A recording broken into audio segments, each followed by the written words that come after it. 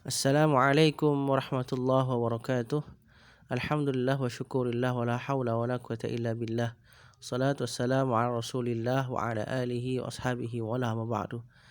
Yang pertama kita bersyukur kepada Allah Subhanahu wa taala. Semoga Allah Subhanahu wa taala mengekalkan nikmat yang telah diberikan dan memberikan nikmat yang banyak kepada kita. Salawat dan salam tak lupa kita aturkan kepada Nabi kita Muhammad sallallahu alaihi wasallam. Semoga kita bagian dari umatnya yang setia. Anak-anakku semua yang sama-sama dirahmati Allah, pada kesempatan ini Ustadz ingin menyampaikan materi tentang Wali Songo. Kata Wali Songo ini berasal dari bahasa Jawa yang artinya 9 wali. Mungkin sudah sering kita dengar. Dakwah Islam masuk ke bumi Nusantara mungkin jauh sebelum abad ke-7 dengan berdirinya Khalifah Utsmaniyah di Turki.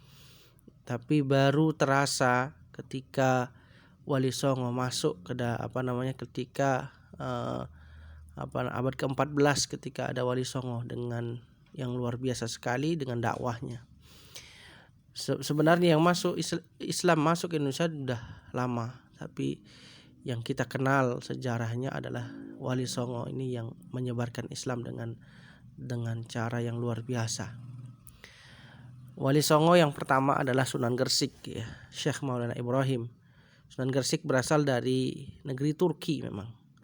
Beliau sangat ahli dalam urusan tata negara.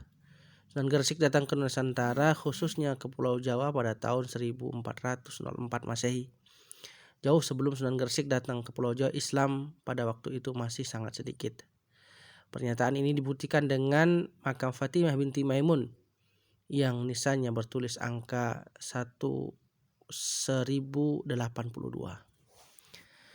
Kemudian Sunan Gresik atau sering dipanggil kakek bantal di kalangan masyarakat yang kastanya rendah, di mana Sunan Gresik ya berdakwah ya kepada kasta rendah yang waktu itu ada sistem pengkastaan. Luar biasa sekali ya. Kemudian Sunan Ampel. Yang kedua Sunan Ampel atau Raden Rahmat. Sunan Ampel adalah putra Syekh Maulana Ibrahim atau putra dari Sunan Gresik, dan istrinya bernama Dwi Chandrawulan. Sunan Ampel mulai mendirikan lembaga pesantren di kota Ampel, Denta ya, berdekatan dengan kota Surabaya. Di antara murid beliau luar biasa juga banyak menjadi sunan, Sunan Giri atau Sunan Fatah.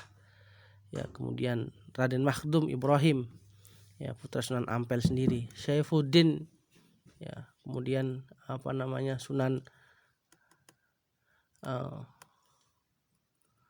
Sunan Derajat ya, kemudian Maulana Ishak sendiri.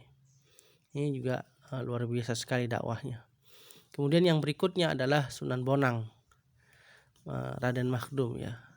Nama aslinya adalah Raden Makhdum Ibrahim. Beliau adalah putra Sunan Ampel. Sunan Bonang dikenal sebagai ahli ilmu kalam dan tauhid. Beliau dianggap sebagai pencipta gending pertama ya dalam rangka mengembangkan ajaran Islam di pesisir utara Jawa Timur. Ya, setelah belajar di Pasai ya di Aceh gitu ya. Jadi Raden Makhdum ini ya luar biasa juga ya, putra Sunan Ampel. Kemudian Sunan Giri atau Raden Paku ya. Sunan Giri dikenal dengan Raden Paku.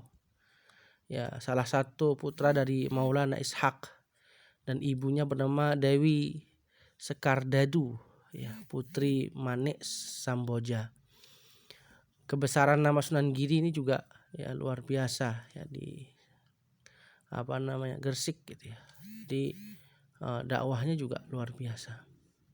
Kemudian berjasa dalam penyebaran agama Islam di Pulau Jawa dilakukan sendiri ya, waktu muda beliau berdagang dan bersama para muridnya. Kemudian Sunan Giri juga menciptakan tembang-tembang untuk anak kecil yang bernuansa Islami ya, jemuran ya, masa cublak-cublak suang itu juga dari Sunan Giri. Kemudian Sunan Derajat. Sunan Derajat nama aslinya adalah Sunan ya, Raden Saifuddin. Ada sumber lain yang mengatakan bahwa nama aslinya adalah Raden Qasim, ya putra Sunan Ampel dengan seorang ibu yang bernama Dwi Chandrawati. Jadi Sunan Derajat ini juga luar biasa dakwahnya.